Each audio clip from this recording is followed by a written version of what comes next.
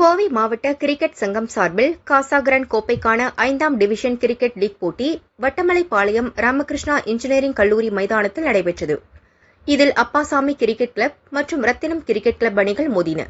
முதலில் பேட்டிங் செய்த ரத்தினம் அணி 70 ரன் குவித்த ஸ்ரீ வரதனாவின் பொறுப்பான ஆட்டத்தால் 40.2 ஓவர்களில் 166 ரன்கள் சேர்த்தது. 32 ரன் எடுத்த ஐயப்பன் நிதானமாக விளையாடினார். வெற்றி பெற 167 ரன்கள் தேவை என்ற இலக்குடன் களமிறங்கிய அப்பாசாமி அணி வீரர்கள் பிரபு 31 ரன்கள் மற்றும் பிரதீப் 36 ரன்கள் எடுத்து 38 ஓவர்களில் 7 விக்கெட் இழப்புக்கு 167 ரன்கள் எடுத்து வெற்றி பெற்றனர். அதேபோல் PSG மருத்துவக் கல்லூரி மைதானத்தில் நடந்த மற்றொரு போட்டியில் கோயம்புத்தூர் ரைடர்ஸ் அணி 36 ரன்கள் வித்தியாசத்தில் RB குரூப்ஸ் அணியை வீழ்த்தியது. முதலில் விளையாடிய கோயம்புத்தூர் ரைடர்ஸ் அணி 46.3 ஓவர்களில் அனைத்து விக்கெட்டுகளையும் இழந்து 170 ரன்கள் சேர்த்தனர். அணிக்காக ஷரண் 39 ரன்கள் எடுத்து பொறுமையாக விளையாடினார். அடுத்து விளையாடிய RB குரூப்ஸ் அணியின் செந்தில்வேல் 52 ரன்கள் எடுத்தார். மற்ற வீரர்கள் சொற்ப ரன்கள் எடுத்து அவுட் ஆகினர். இதனால் அந்த அணி 44 ஓவர்களில் 134 ரன்களுக்கு ஆல் அவுட் ஆனது.